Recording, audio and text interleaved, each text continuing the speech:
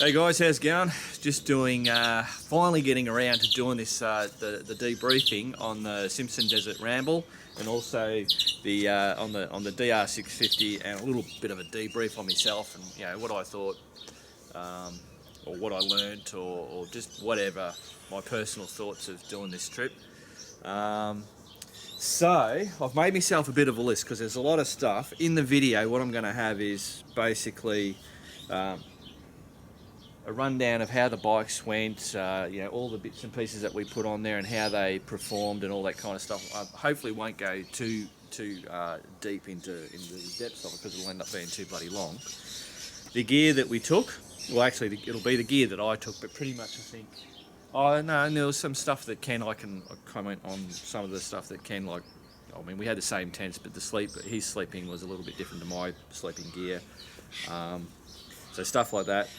The environment and the route that we took, just the breakup of the road conditions and all that kind of stuff. The camera stuff that I took along, or the camera stuff that me and Ken took. I keep saying me, and it's bloody me and Ken. And because some people have asked, how did we just take lots of cards, or did we have something to download it onto? So a bit of that stuff. And then a bit of a talk about fuel, water, and food. Which I think when we're in the Simpson Desert, the food and water is a very important thing, and it's something that I think I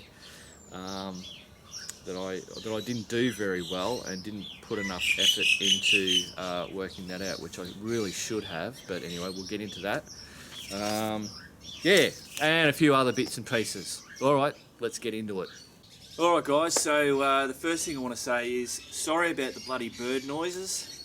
There's that many bloody birds around here, and I can never get a time when they're quiet, apart from at night time.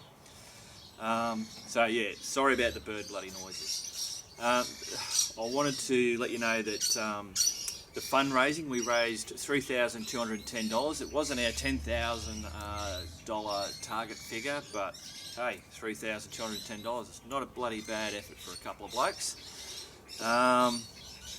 Also wanted to say sorry for not commenting back on the YouTube comments. I normally like to comment on those just to show that I do read all the comments and acknowledge that I get it. And any of the questions, I always try and answer them. But just with this series, you'll notice that people have asked questions and stuff like that, and I just haven't had the chance to be able to comment back on all those things. So if on this video, I'll be making sure I comment on all the comments that are coming through on this one, and if there's any questions that I don't answer in this, put those questions in this, and I'll try and answer those, or I will answer them.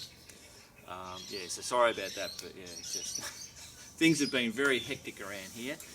Just trying to get all the video footage done, and we've got other stuff going on, but I'm going to be doing a update video after this one, which will explain all the stuff that's going on around here. All right. So the first thing I want to get out of the way is I get a lot of people asking, why did I choose the Suzuki DR650 over the Kawasaki KLR 650? I didn't choose that over a KLR 650. And I suppose when I really think about why I ended up with this bike is that I've only been back into motorcycles for the last few years now, and my job means that I sit on a bloody computer all day doing this. So after many years of doing that, I started going, I've got to get off the bloody computer. I've got to get out and start living life. Stop trying to bloody earn $1 million. Because my life's bloody just pissing off out the bloody window. So I said, right, that's it. I'm not going to chase the $1 million. I'm happy, running my business, and just, me and Nay, that's all that's in that business. And we're happy just to make a living out of it, we're not rich people or anything like that, but start enjoying life. So I thought, what was something that I used to do? And I remember, obviously, being a young kid, loved getting on the little bloody motorbikes and zipping around and doing that. So a mate of mine who was into motorbikes, he said, go and get a Suzuki DRZ 250. He said they're bloody bulletproof, you can't kill them, and that'll be perfect for you. So I went out and I went and bought one of those, and I had fun, you know, zipping around Bendigo through all the back tracks and all that kind of stuff.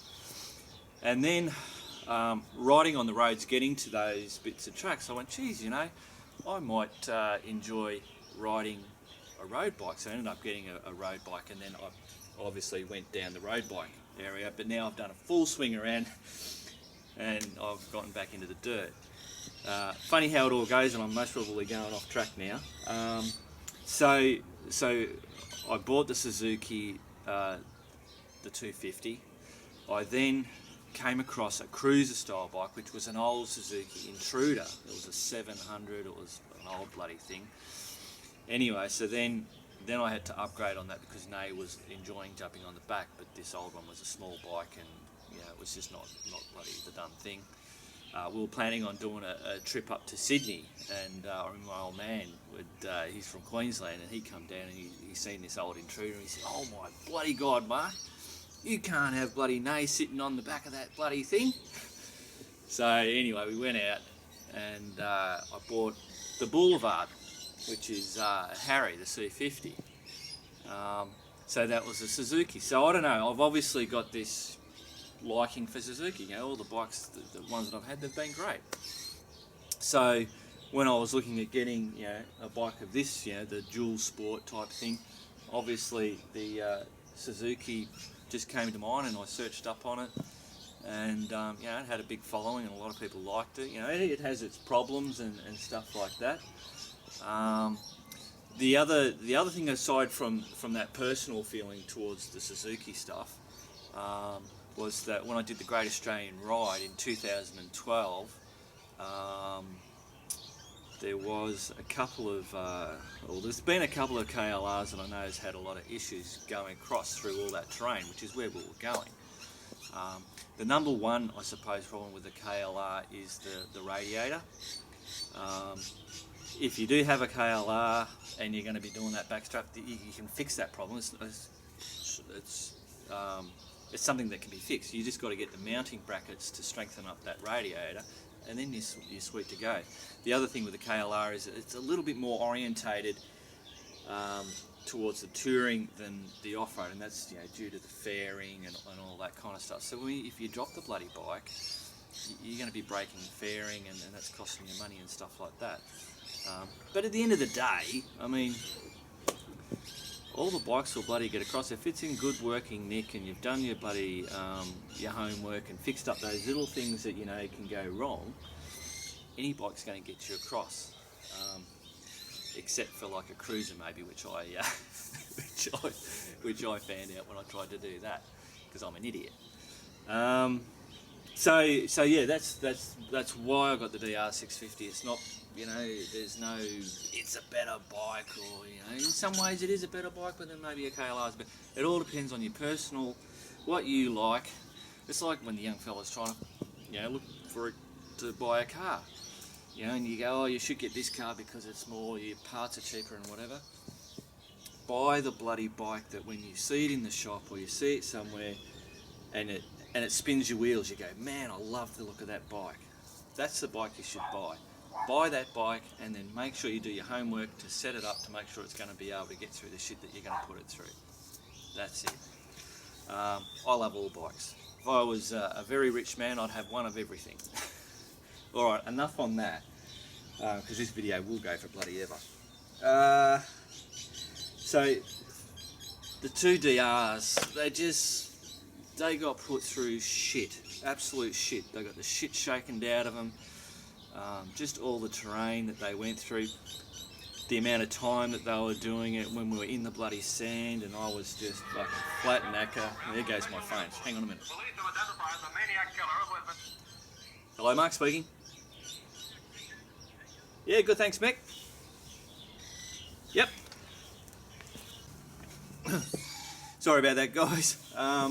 So I was saying, yeah, that these bikes got bloody absolute pommeled going through some of those bloody tracks and roads, and we've had no issue. I mean, they've fucking fell over that bloody many times. You've seen, I Oh, you've seen one of them where it was lying on its side on that hard shit.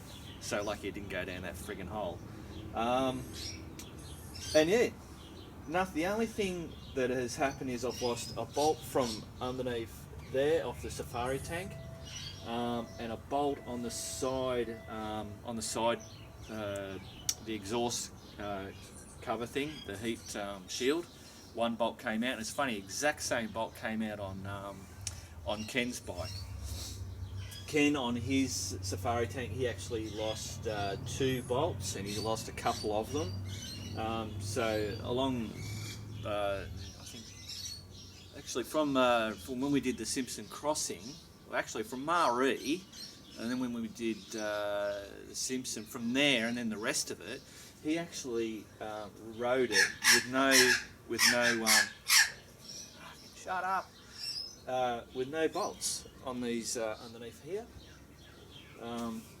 It wasn't a problem. It just the safari tank just sat there, and she was all good. The rims, we didn't get any dents in the rims, the chains, sprockets, suspension, everything. All these bloody held up. These mirrors, the whole kit and caboodle. Electrically, no problems. I've got to tell you this though, and people said about the way I wired up the heated grips. I put it directly to the battery, so if it gets that little switch gets accidentally turned on, it's going to drain my battery.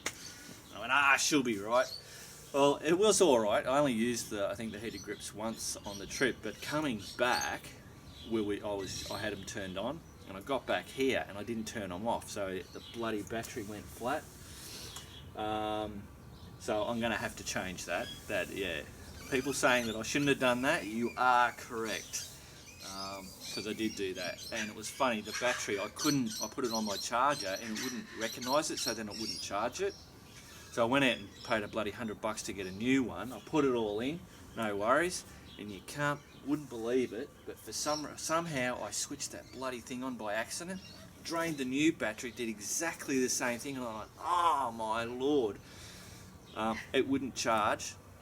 So I ended up getting another little battery that I had, and I was able to jump the stuff onto that. I've got a picture of it onto that, and then put the charger on that. So to put a little bit of charge into the battery, so that the charger would then recognise it.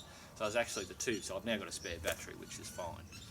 But if you're out in the middle of nowhere, you're not going to have that bloody option to be able to do that as easy. So yeah, look at these bloody big wattle birds making noises. See ya. So yeah, the chain. So we didn't do anything. They didn't need any oil. Obviously, they don't need water because they don't have water. Basically, we just kept the fuel in it. You know, each morning we'd always check the level of the oil. You know, never needed changing. And then we would just use that Maxima wax chain lube on the chain. Actually, I'll go and grab that. I should do that.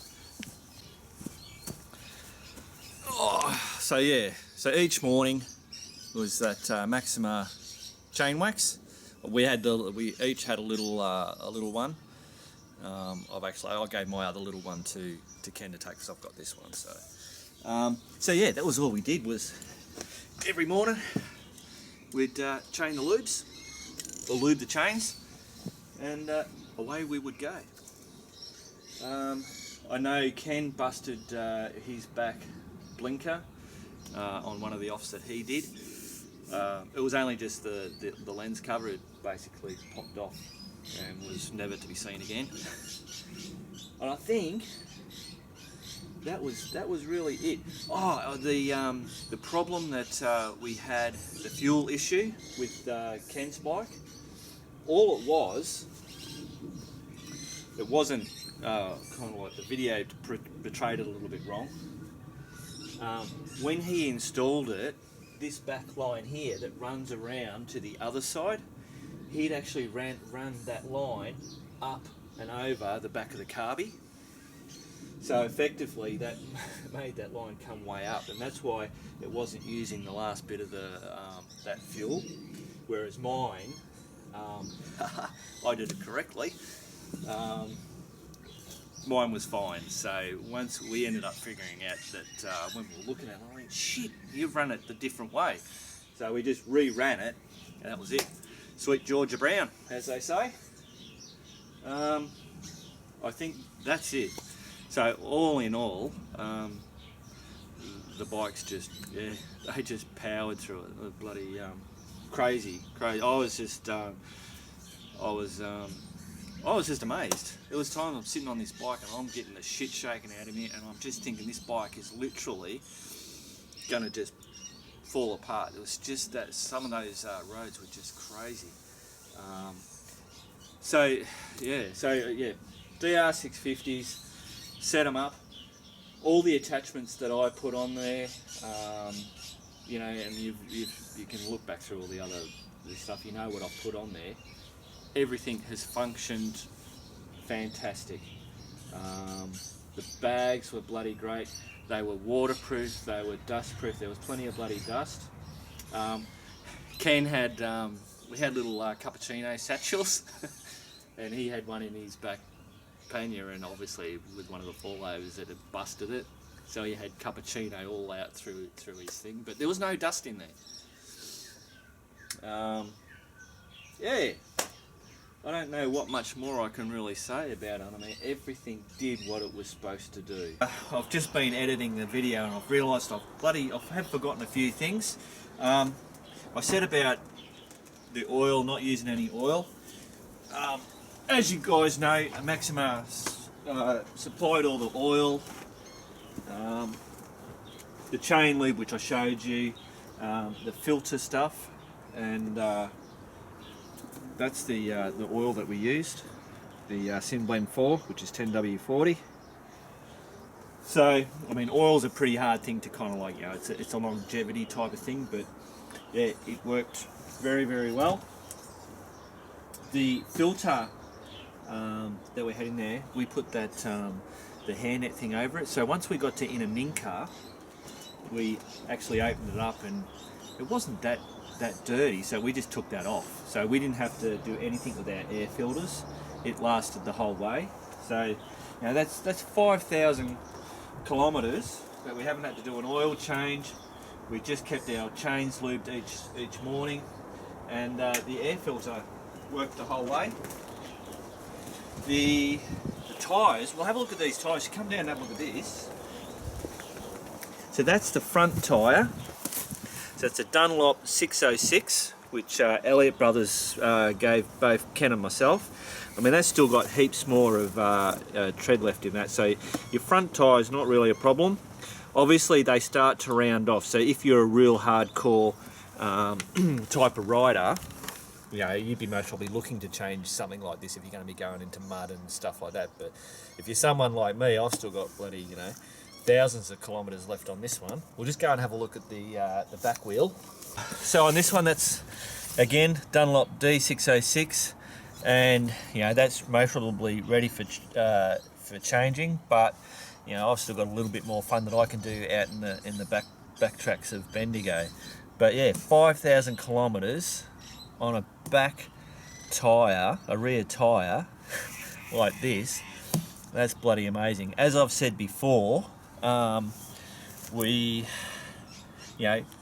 weren't bloody revving it and doing skids and burnouts and all that kind of stuff. We just, you know, we had our distance to do, and that's what we did. And these tyres did it.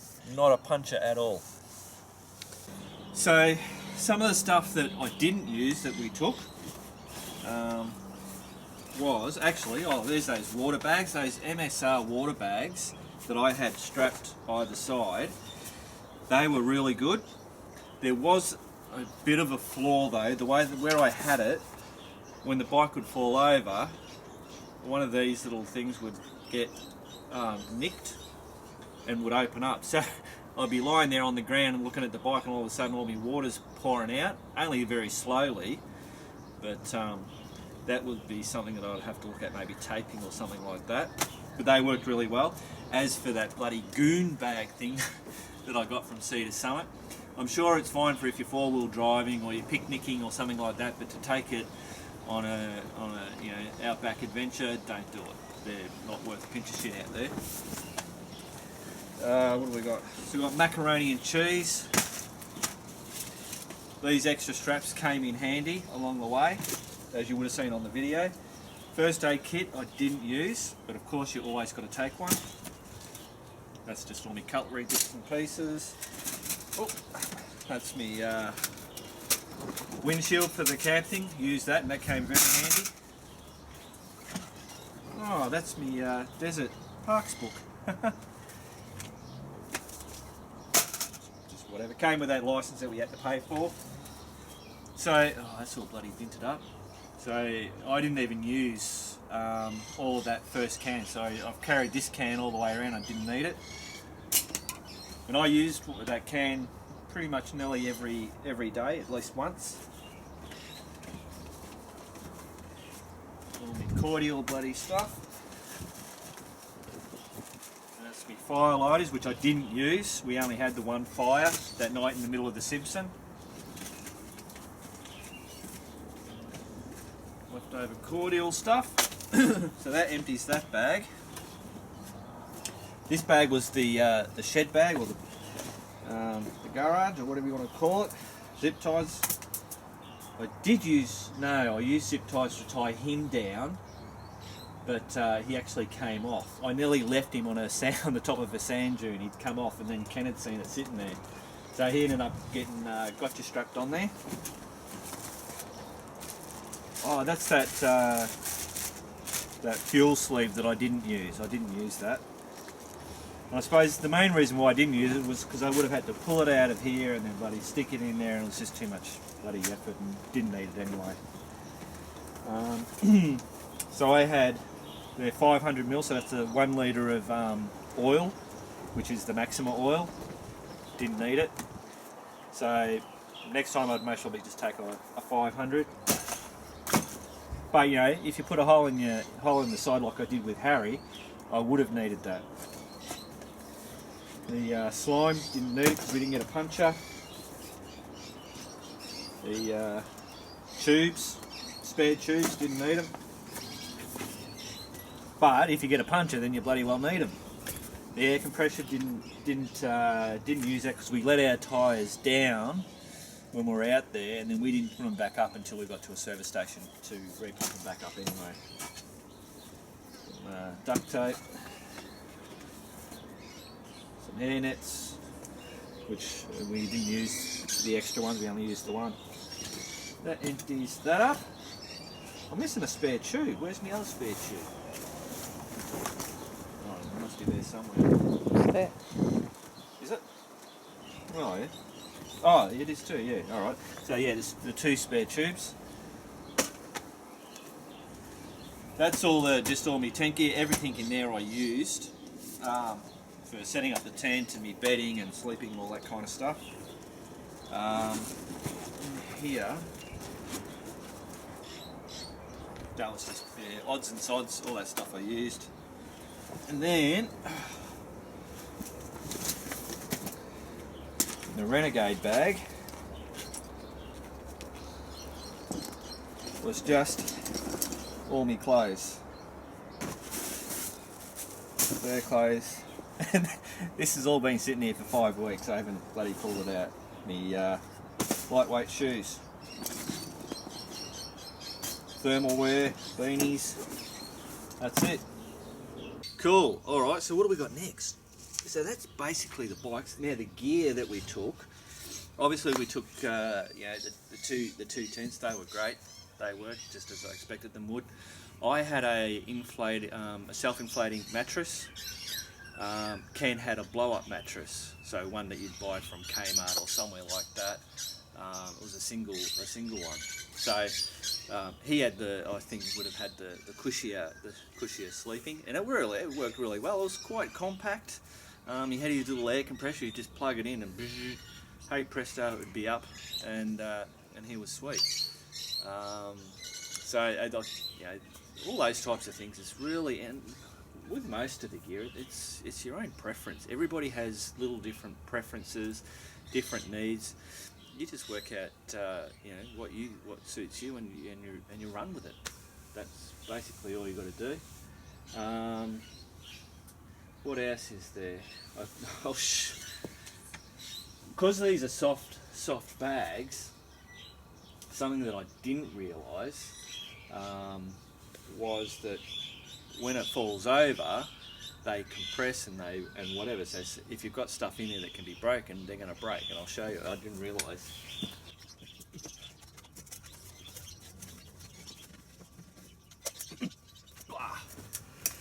Okay, so the first thing is, so that's the gas cartridge. You can see that it's got a few dents, but it was fine. That's not a problem. Even if that busted, there wouldn't be too much of it'd be a bit of a poof, as long as there was no ignition point for it. Busted cup. Whoa, okay, yeah, even more busted cup.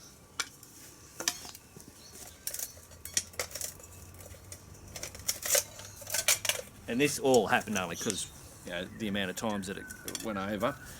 So my cooking stuff, I got a little bit bent. I was still able to use it, so it still worked. And then here, paper plates work really well. They don't break. But if you can see in here, that's the remnants of my plate.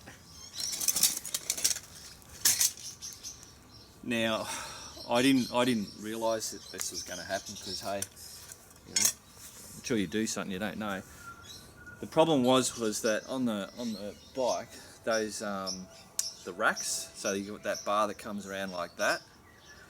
If you've got stuff that is up against it, so that plate was right along the back of that, so that as soon as something went squash, it just, against that hard bar, just went smash and broke.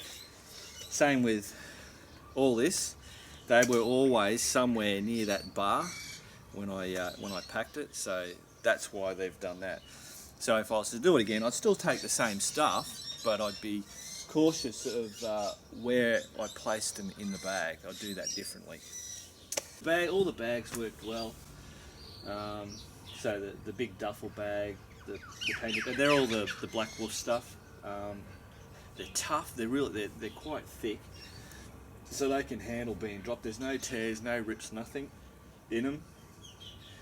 The Renegade bag, that worked really well. Even this tank bag, yeah, I don't know, there's not a lot that I can say. They just bloody worked. They did what they were supposed to do. So the straps, I'm going to show you these straps. I'll just move Charlie out of the way. I'll put all this stuff in here just to make it a little bit interesting for you guys to look, instead of just looking at me. So it's actually been, I don't know, it must be over 5 weeks now since I got back from the ride, and Max has just been sitting here. I haven't touched it. There's been a few little things that I've grabbed out of it, but I've basically left. It's just been waiting for me to do this video. So once I get this done, it's all getting pulled off and it'll be pulled apart and everything cleaned up and put away, and then Max will get a big wash and a big clean up and a service. So anyway, yeah, I haven't pulled any of this stuff apart. So that's the liquid containment thing, which I'll talk about that. These gotcha straps were bloody amazing. They really surprised me. Now I thought they hadn't broken, because I was saying that I thought it was going to tear along here just with that constant vibration, and there was a whole lot more vibration than what I expected. So, and I could see here that they weren't tearing, but I've noticed at the back that they have torn. So just pull this out.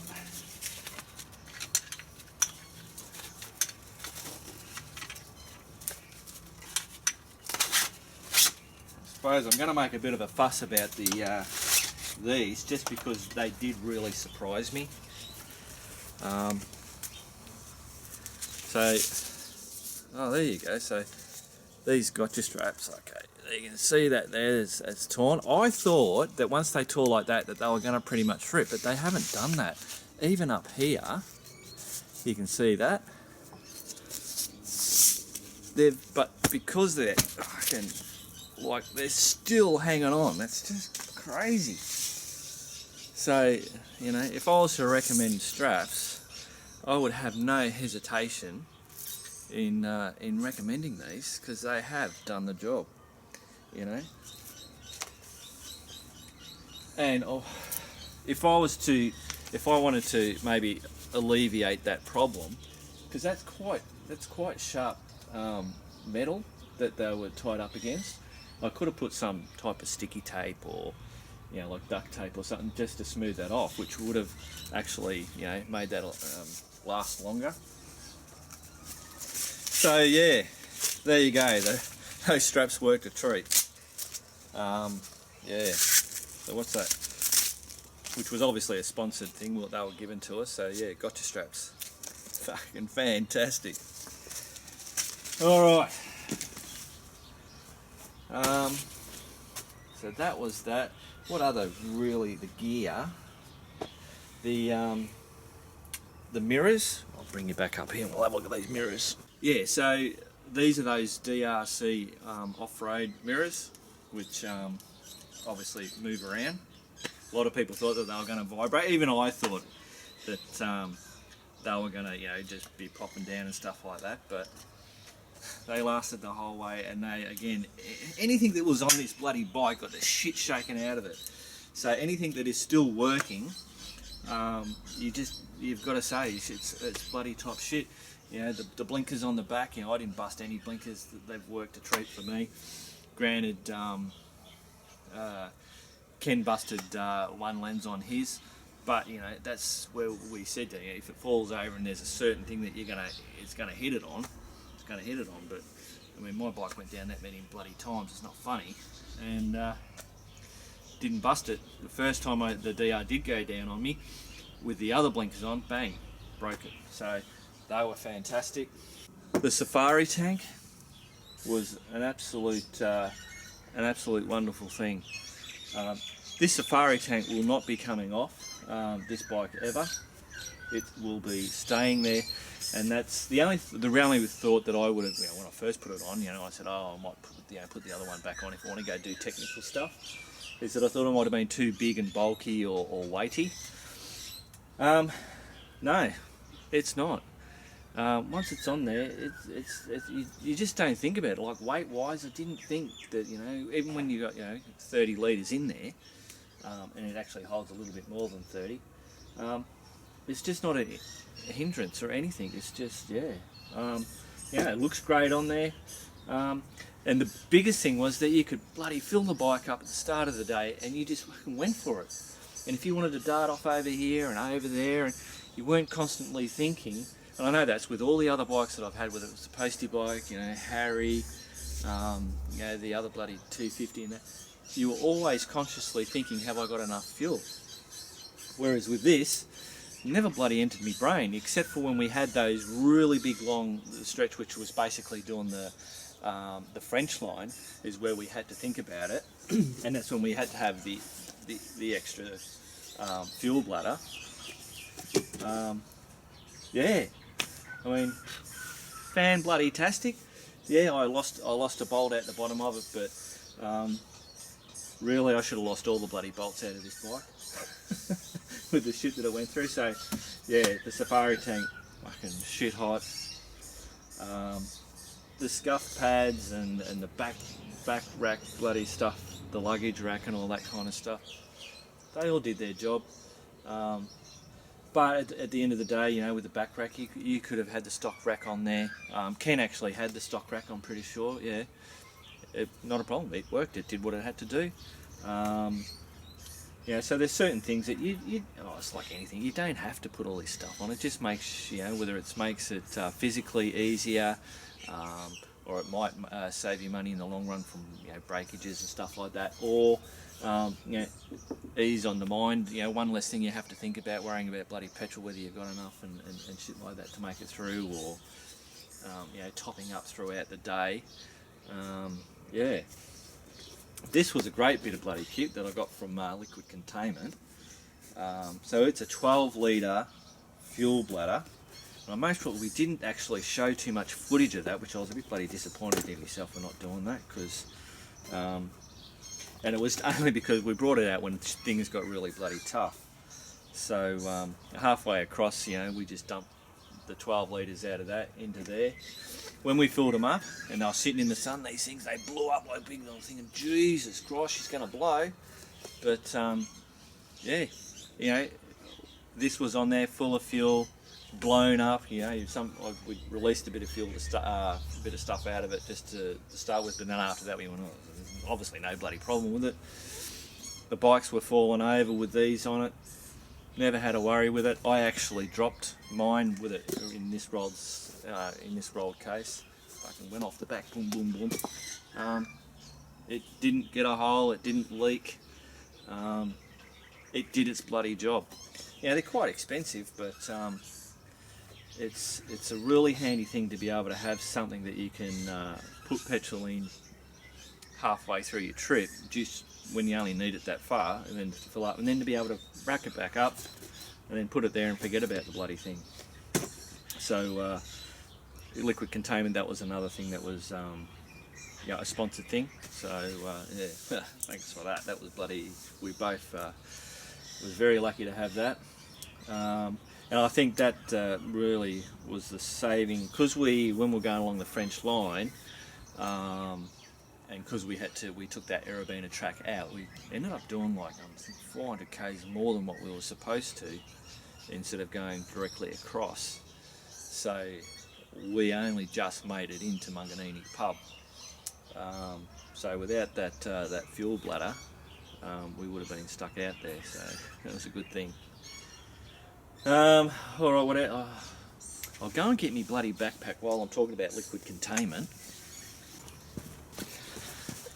So that's the backpack that I got from Liquid Containment, and they just, yeah, that was part of the sponsorship package. Again, I haven't touched. I've grabbed a few bits and pieces out of it, but so this thing has worked a bloody. Oh, I love this. This was really comfortable. I know Ken complained about his one pulling on his thing. I didn't have that. This sat really, really well on my back. You know, and I had it pretty much loaded up full of bloody shit. And it travelled. I mean, I was throwing this on the bloody ground, picking it up, falling off the bike with it on my back. You know, it had my 3 litres of water in this. This was me. When we were, this was like a teddy bear to me. I'd get off when I was in all that sand shit, and I'd get off and I'd grab me bloody, take me back off, and I'd hug it and I'd lean on it, and I'd have me bloody, I'd be there trying to hunker underneath under the shade of this little bloody stubby tree. I'd be sucking on my thing. So I got a bit of a bond with this backpack. Yeah, so look, it did its job. There was, here where the raincoat, the zipper has broken off that. So I think, I don't know, from a design point, whether this bottom zipper shouldn't maybe have one of these dingle-dangly things, because what's happened is, obviously, I don't know exactly when it happened, but I presume when I've come off, this is hooked onto something and just basically ripped it off. But, you know, I travelled like that for quite a ways, and even with it like that, that's still fine. So I'm still happy to be using this. Oh. What else we got? I don't know. I suppose the helmet. I'll show you the helmet. Oh. The helmet was only a cheap helmet. It did its job. I only had sunglasses and just used that visor. Come off plenty of times. My head's still intact. But I did, when we pulled up at Broken Hill and we went to the Royal Flying Doctor Service and got that tour, we pulled the bikes into the car park, and I'd sat, because actually Ken showed me a tricky thing I didn't realise, because every time I'd you'd get off and you take your helmet off, and then you go to bloody, like actually when you go and fill up with petrol, and then you come back out and you're going to go and have a smoke or eat something, so you just got to move your bike out of the way. I'd always sit mine up like this, so I'd have to stick the helmet on my head and bloody grab my gloves and then kind of push it out the way or hop on and ride it out. But I'd noticed that Ken would have his helmet sit there like that, and I'd go, and I'd always see he wouldn't put his helmet back on his head. I'm like, well, how do you do that? And so it was the way that you guys most probably already know this. I didn't know it, but yeah, you put your helmet on that way. So then you can put your hand through there, and then you've got your clutch and the handlebar, and then it can't fall off. A little trick, little tip. So anyway, I had that like that. I had my bike parked the opposite way, and it was a bit of a lean on the thing. Anyway, I'd come out to, I grabbed something off the bike, and I'm bloody looking, I'm thinking, oh my God, what the hell? The bloody bike had fallen over. Big four-wheel drive, was so lucky. It had fallen over and most probably missed the four-wheel drive by about that much. But yeah, it fell straight over. This helmet was on there. So you can see how it's all scratched up. So that helmet, that peak, it took the full force of that bike going straight down and that hitting on the ground. And nothing busted, amazingly. So yeah, so that was a good thing.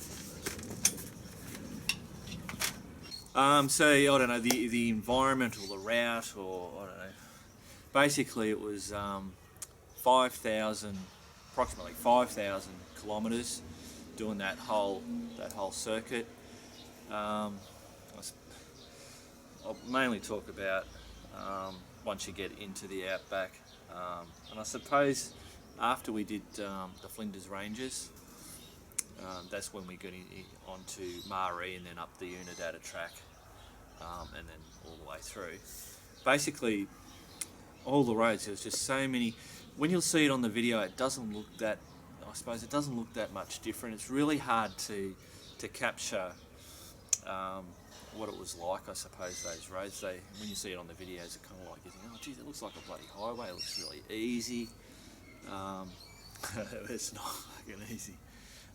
And I suppose it is easy if you're doing it for a few hours or something like that, but when you're doing it all day and then day after day, that's when the challenge, I suppose, apart from that, the Simpson part, that's just a challenge, full stop.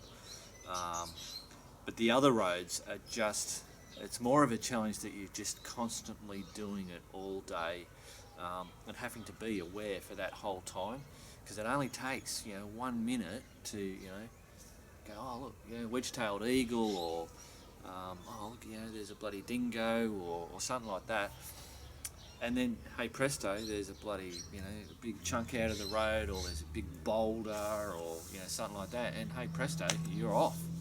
It takes 1 second like that to lose concentration, and you're out. But yeah, it was a total mix. I was really surprised. I envisaged in my head was that it was just going to be long straights of just flat, and it wasn't. There was lots of bloody turns and curves and ups and downs and little bloody valleys that you'd bloody pop into, and huge expanses. The roads went from tar road to dirt road, washed out dirt roads, gutted roads, corrugated roads. Then you had your fine dust roads, you had your clay capped roads, which was just like riding on tar. You had the gravel roads, then you had rocky roads, and then obviously mixtures of rocky and corrugated. Some of the worst roads, I think, were the rocky ones, but it was the ones that had, you could see, it wasn't just loose rocks, it was rocks, obviously, a bit like an iceberg. There's a big ass rock down there, but you're only seeing the bits, and as the roads get worn down, they're just a solid rock, and when you hit them, and it's just like bang, you think, oh shit, I've done I've bent my rim or whatever, you bloody jump off the bike and you're having a look, and luckily they survived. Now, we did all this. If you were, a lot of, when you go out for the weekend and you jump on your bike and you're really revving, you're going hell for leather and you burnouts and all that kind of stuff. We didn't do that because we had 5,000 kilometres of this shit to get through. So I think Ken mentioned, we kind of like babied. I wouldn't have used baby, babied it, but we took it easy. We knew that we had to get from here to here, and we had a lot of shit to get through. So we weren't, going crazy and all that kind of stuff. It was, we jumped on the bike and we went, right, let's get going. We weren't riding slow, but you would be, I know for myself, there'd be certain parts where I'd be going, all right, I'm going to fucking take it a little bit easier, in this stretch, because, I don't want to come off, firstly, and secondly, I don't want to wreck the bike where I've got to, where it puts an end to the trip. And then of course we had the sand, and then the sand has so many varying degrees in it. I suppose I pictured, going through this sand, and it was just going to be up and over a dune, and then you go along the next bit and it's all flat, and then up and over and kind of like smooth, but it wasn't like that. The first part it was, you have your hard pack and then you have a light amount of sand on it. That's, I was right for that. I'd already, been in that stuff. But I think what I found the most hardest was obviously the really thick sand, which was just crazy. And of course I was going slow, which just made it bloody harder. But it was, you were getting like all these little bumps like that. So you go on fast, you go too fast, and then the bike's bloody going over these bumps and throwing all the bloody weight around. And I say this being that I'm inexperienced. Obviously Ken could do it. He was going over the exact same shit that I was going over. So I found it really difficult trying to get, all these little bloody ripples that you're going over before trying to get up this bloody big hill. And then you'd get over, and then it would swirl around like this. Like this sand track would carry around like that. So, the sand was not what I expected it to be. But so we didn't have any water crossings, I don't think. No, that was pretty much it. So it's long roads of lots of different stuff, and it's a hard slog out there. You look back on it, and the further along you go, the more fun you perceive that you had. And we had a really good time. But you've got to remember, I suppose, that when you're out there doing it, it is hard. I mean, I know when going across that Simpson, I was wanting to bloody turn back. I said, I can't see that I'm going to be able to, the further we keep going, it's the longer that I've got to get back through all that shit that I just bloody struggled to get through. But I suppose, Ken was a good motivator, and you got to go through the motions. You have all those motions, and I've done those motions before. I've never been so exhausted and hot in my whole entire life. I was at my limits out there. So bloody crazy. All right, so that's basically what I'm going to talk about on the route. And the environment. The environment is just harsh. When you're, it's just a harsh place. It takes 3 seconds to be from being on top of the bloody world to being up shit creek without a paddle. So you have to take precautions, and really you have to do your homework. I can't emphasise that anymore. We had done all that kind of stuff, and only because we had all those little things in place that when shit did happen, we were always able to be able to get ourselves out and through. If we hadn't have done quite a few different things, we could have got into bloody trouble. So all right, what's next? I'll talk about, continuing on that, so I'll talk about the fuel, water and food, but I'm going to go and have a cup of coffee because I'm talking myself dry. So I'll be back in a minute. Alright, that's better. I've just had a bloody coffee. Alright, so fuel, water and food. Fuel, not a problem. Obviously, if you've got enough capacity, you're sweet. You know, I bought that little fuel filter thing to filter out any stuff all from when you're putting in the petrol. I never used it. Yeah, obviously all the fuel was fine. Obviously the filter system in the safari tank was up to the job. I don't even know whether there was any bad fuel or whatever that we had going there. It all looked fine. All the service stations that we pulled up to, they all looked good. So yeah, the fuel, not a problem. We used, I used 91, so unleaded 91 all the way. I think Ken started out with the premium, and then I think he just changed over to 91 because you can't get the 98 stuff when you get further out. So yeah, fuel wasn't a problem, no drama, and yeah, that's it. So water. Shit. When you're going across that bloody French line, anywhere else, you're sweet, I suppose. But it's when I suppose, well, as long as you don't get lost, and you're on a road that's going from point A to point B, you can't get lost. You go, not a problem. It's if you get lost and you don't have enough water, you can be screwed very, very quickly.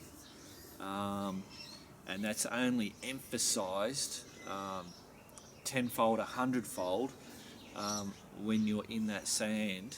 And there's nothing out there. There's no McDonald's, there's no service station just up the road.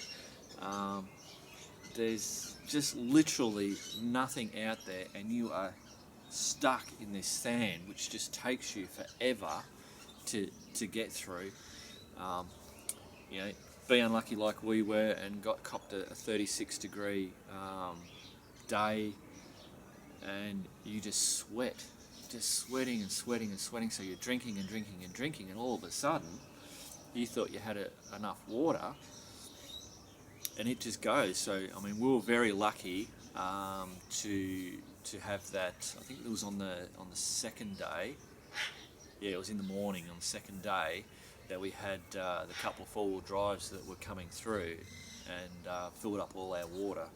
So we would have got a bit hairy getting out, because when we did the turn, ended up doing that turn off.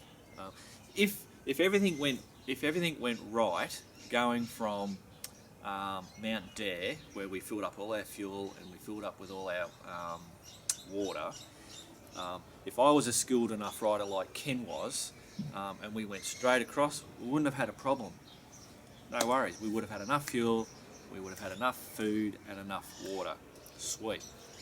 But when it went the way that it went, I wasn't skilled enough. I was tense all the time, and it was just so hard, and I was getting buggered out and whatever, and slowed us right down and all that kind of stuff, which is part of the adventure and part of what happens. That's when something goes wrong, is when shit like that happens, the unexpected happens. So we had to travel so much further to get out, that our water, once we got out to the Birdsville track, which is the day that we did 17 hours riding, we were crossing, going over bloody sand dunes in full bloody darkness. Once we got to the Birdsville, we still had another 100k ride on the Birdsville down to Munganini pub. But once we came out of that Warburton Road to there, that was it. Because Ken had run out a little bit further and he wouldn't drink. I had about, 300 mils sitting in my backpack, but I still had my little drink bottle with the cordial stuff in it. So I still had that to drink, and I said to Ken, here, drink that. He wouldn't drink it. In his head, he wasn't going to take my water until he knew that we were out of this shit. So once we got to the Birdsville, the track, that's when I said, and I purposely didn't drink that water because I knew Ken was going to be fucking thirsty as. I mean, we weren't dying or anything, but there's nothing worse than bloody getting down on your water. So I said, Ken, for Christ's sake, drink the bloody thing. So he drank that, and then I drank the rest of my stuff, and then we had 100 k's to get down to Munganani. So yeah, it just goes to show that, well, I don't know what more we could have done. Maybe we could have taken more water, but it just, you know, there's only so much you can put on the bloody bike before you start overloading it too much. So so yeah, that's just the importance of water. Yeah, you wouldn't last very, you see it on documentaries and stuff, and they say, you're out there and you'll only last, a few hours in the heat if you're not getting water. And I tell you what, they're not bloody wrong. And yeah, there's bugger all shade out there. All the trees are little bloody shrubby things, and yeah, so yeah, crazy. Got to make sure you get your water and food. That was another contributing factor. The main factor why I struggled so much was just purely my skill level wasn't up to it, and I was just tense the whole time, and then exasperating the whole bloody thing with the heat and all that kind of stuff. The other little contributing factor was the food. I'm the type of person that I've got to eat fairly regularly. If I don't eat, and they'll tell you this, if I miss food, I'll bloody get all jittery and get all a bit fucking stupid. So I've got to have food. Our last decent meal was at Maree, and we had a counter meal when we got into Maree late that night. We just got in there and had that. So when we got up from Maree, we had to travel through Williams Creek and then to Unadilla. So that was not. So we left. We had breakfast there at Maree. So I had a decent breakfast. I had a pie for lunch at Williams Creek because we had to keep bloody going to get to Unadilla before it got dark. We got to Unadilla, and because it was dark, the kitchen had closed, so the only thing we could have there for tea was toasted sandwiches. So we had toasted sandwiches there. In the morning, we bloody got up. I think I had a coffee and a bloody muesli bar type thing, a crunchy nut thing, and then we just headed off to Mount Dare. And we get to Mount Dare, I had a pie for lunch, and then from there we got to Dalhousie Springs where I had the dehydrated food. And bloody dehydrated food is shit, absolute bloody shit. It's when you first eat, you think, oh, this is alright, it's pretty good, but then by the time you get to the end of it, it's going, oh, it's a bit fucking like that. So that's all I had was just that dehydrated food for tea, and then in the morning it was a bloody another crunchy bar, and then we're in the bloody thick of it.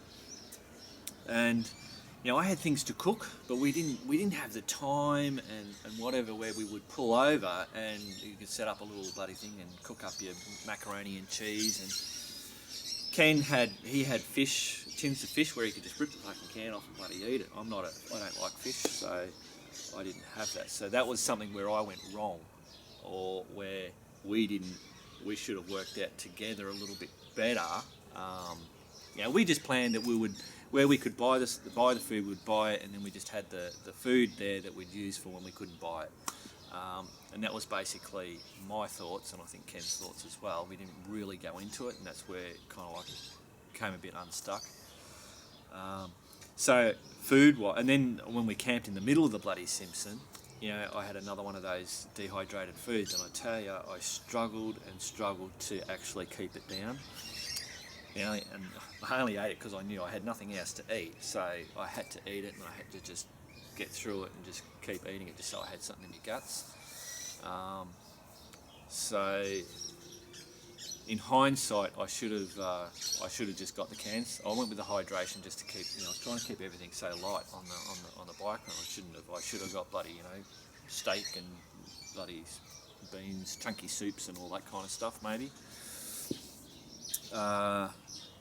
And for food, like during the day where you can just, I don't know, rip it open and eat it, not have to worry about bloody setting up your little fire and fucking cooking it and all that kind of stuff. So that was another thing that I suppose I learnt. So there you go. All right, what do we got next? Camera stuff. So I don't have it here. No, I'll go grab the cameras, and I think in one of these that bag there, I've got the tablet thing. I'll come back to you. All right, guys. So camera stuff.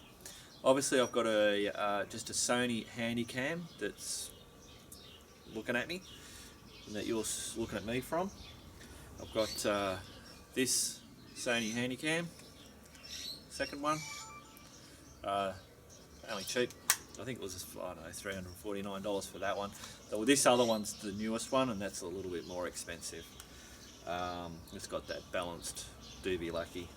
But anyway, so Ken had one of these. I had that one. So we had a Handycam, which was a lot of the the footage that we were just bloody talking and stuff when we were off the bike. Ken actually used that while on the bike, but he had a lot of footage that wasn't very usable because it was like in sky shots and dirt shots and whatever. So these aren't very good for while you're on the bike, unless you, I don't know, maybe they are, but yeah, for what we did, I find that having just a Handycam for when you're off the bike works really well. And then having the drift cameras for on the bike. So we also Ken had this tripod, which is the tripod that I used to always use. This one works really good. It's got a twist, which makes it quick and easier than those little flicking off the edge, which is the newer tripod that I've got. I've got this one. I had to go with that one because it's a taller one, so that I didn't have to bend down when I'm talking up close to it when it's on a tripod, which is what happens with this one. But these were good so that we could do those shots where we were riding together and riding past. And it also means that you can also set it up, and when you're doing when you've seen us on the bikes and we were coming from the distance and then coming up, that makes the camera, when you zoom out, it makes it a whole lot more steadier. Otherwise the bloody camera, when you zoom out, it all wobbles and gets all crazy. So yeah, we had the tripod each, the Sony camera, Handycam each. Ken had a contour on his helmet, which we got a bit of footage off. Not a lot because it was, I think it only had like 200 meg capacity or something like that on it. But so then I had the drift camera. That's my first drift camera I got, which is the Drift 170, and that's on the helmet. So that clips on there like that. That works really well, obviously. And then I have a microphone, external microphone that I plug into there, which on occasions had unplugged and I lost all my talking while I was going through, which is a real pain in the ass, but shit happens. So that works really well. Then I've got the other two Drift. They're action cameras. They're the next model up from that one. And then they've got the Ghost one out now, which I haven't got yet. I say yet. Bloody hopeless with all my cameras. So that one there was actually mounted on the front here on this, which lately I haven't been using that one much. So it ends up being a bit of a spare, I suppose, because I've also got it so that I can have that hooked up with a microphone. I have an extension lead that goes up through my jacket and into my helmet, so I've got a microphone here and a microphone there. But it's a pain having to hook it in and out, and the reason why I wanted it to have that one to have the microphone and not just that one is that when you're talking, I suppose when I got the other helmet on, because this is all normally, a lot of the setup's been done with the open face helmet, you don't want the talking, if you're using the other helmet and you kind of try, when you're in the editing and you're trying to line up all these things, it only takes just a millisecond, and it's like when you've got a bad dubbed video and the talking's not matching up with the lip movement. Anyway, so that's got that. And then that's the thing that everybody loves, which is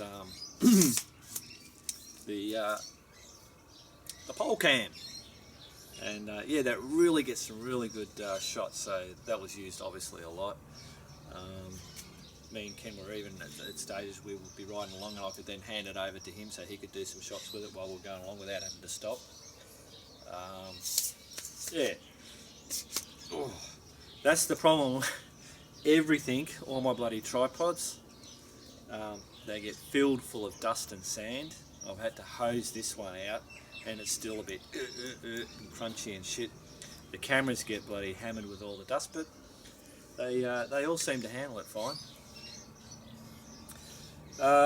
So that's that. I obviously had, just for taking still photos, I just got a just a normal bloody digital camera. I like this because, like, for doing sunsets and stuff like that, you have a bit more options with that. But given that, and when you're doing rides like what we just did, you're knackered, and you got so much you're bloody trying to do that you end up not doing it because it's just too much of a pain in the ass. So I did do quite a fair bit on that, but actually a lot of the photos were taken with that. And what I was also doing was I was taking some photos with that, but then taking the same photos with that, so that when we get to a reception, I could easily just put up the updates onto Facebook. But I'll tell you what, these iPhones, they just take a really good photo. So there was more photos done on this iPhone than there was done on this digital camera. So I think maybe next time I won't even bother taking that one.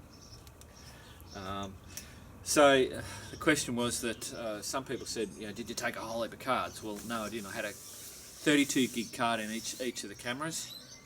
And then what I went out and bought a tablet, a Microsoft Surface tablet, because it was like, wait, I've got another small laptop that I would normally take, but because it was trying to keep the weight down as per usual, so it's just like an iPad, but it's a Microsoft tablet thing. Now, I took that, it did its job, it did what it was supposed to do, but it was a pain in the ass, because, and some people had mentioned this to me, they are slow. When you're transferring files, it takes forever. And they do only have a small amount of disk space on it, so I actually bought dongles, USB drives. So I would transfer from the cameras, I'd have a little thing I'd hook in there with the card reader and the dongle readers and all that kind of stuff. I'd transfer onto there, and then from there, and then I'd transfer everything off onto a dongle, so I wouldn't just fill this up and run out of space.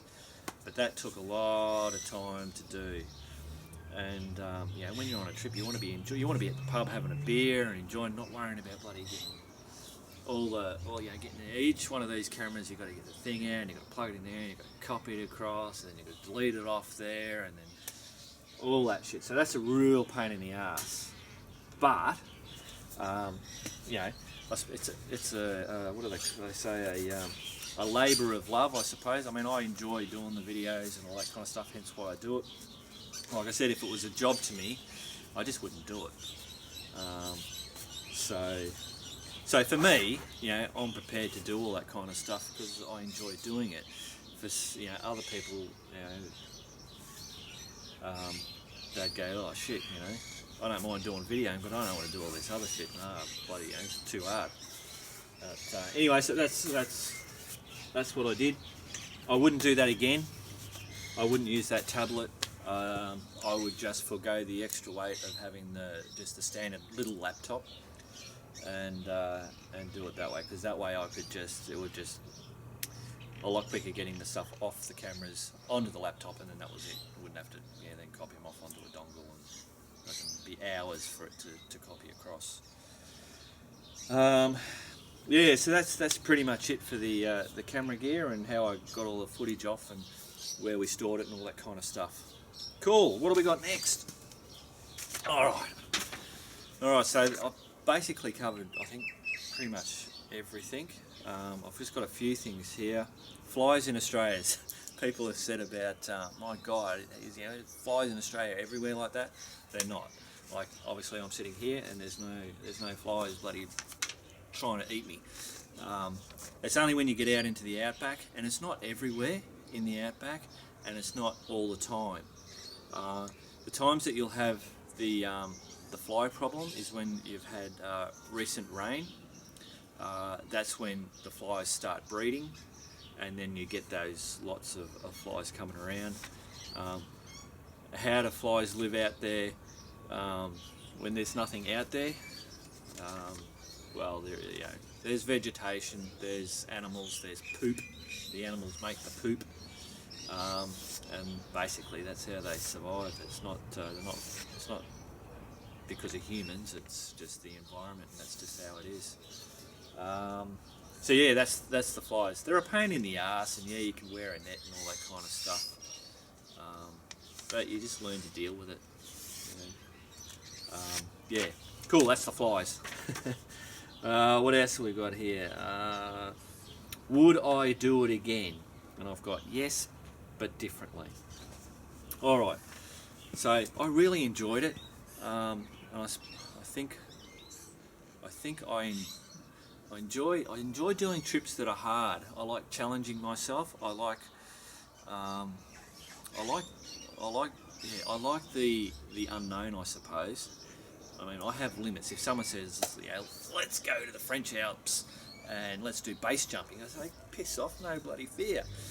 I don't want to do that. That's way out past what I would want to do. But yeah, I like getting on the bike and knowing that I'm not sure whether I'm up to the ability of doing it, and just knuckling through it, I suppose. If it's too easy,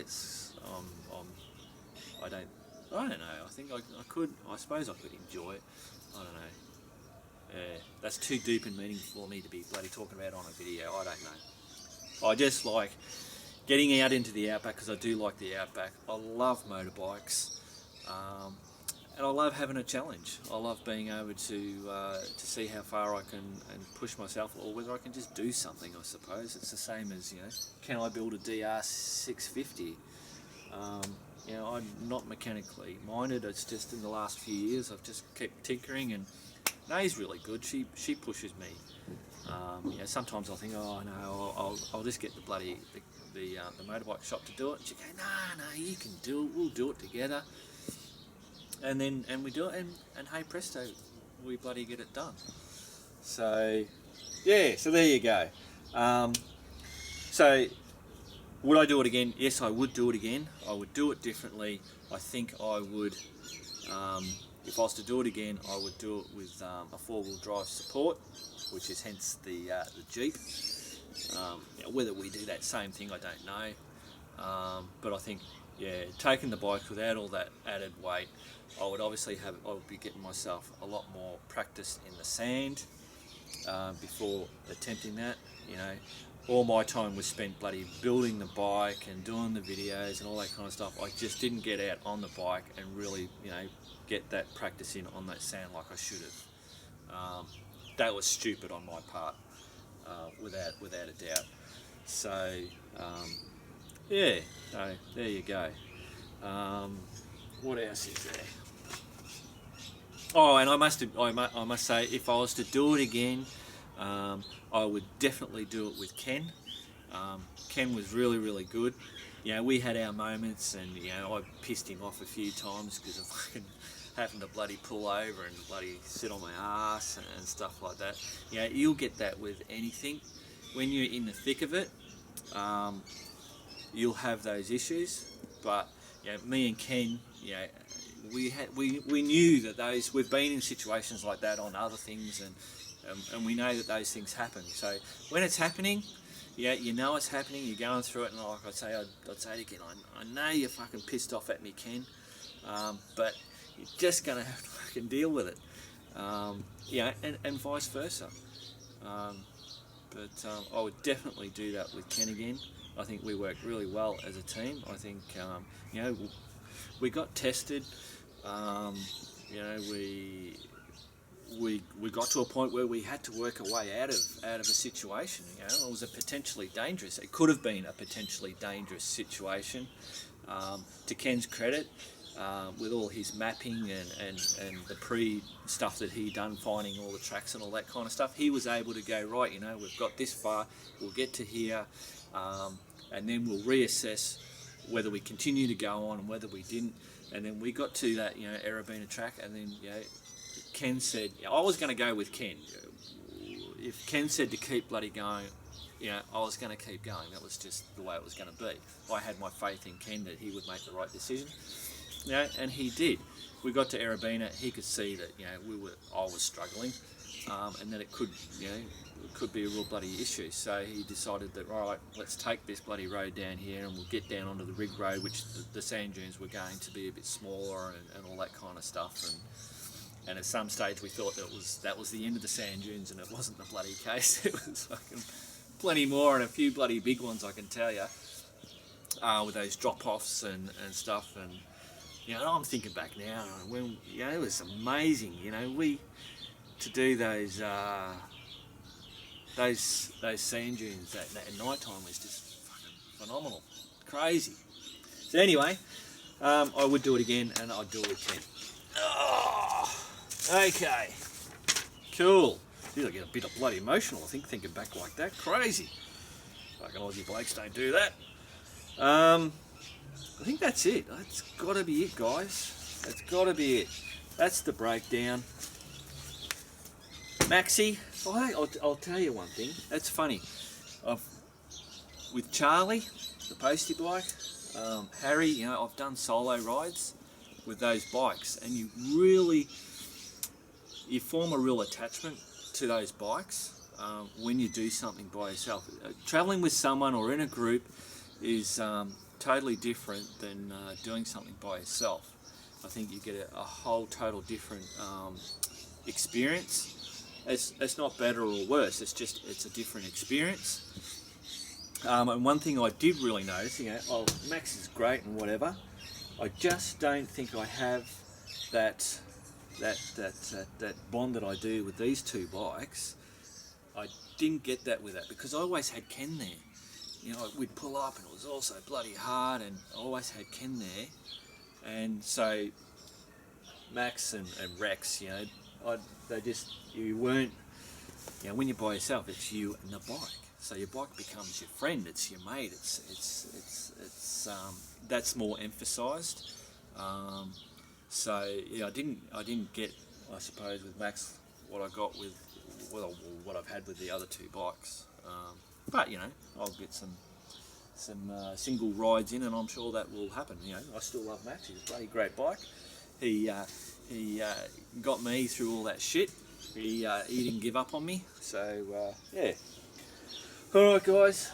I don't think if I've forgotten anything, let me know. I'll bloody add some stuff in when I do updates and stuff like that. So any questions, whack them in there. I'll be bloody waiting for them to come in so I can answer them, or you know, say thanks and all that kind of stuff, or whatever. Yeah, there you go. I'll be doing an update video soon, which will on what me and Nay have been up to and what we're doing in that bloody Jeep that we've bought now. It's actually in getting a roadworthy at the moment, so fingers crossed there's not too much that needs to be done on it to get that done. Alright guys, as always, keep on riding.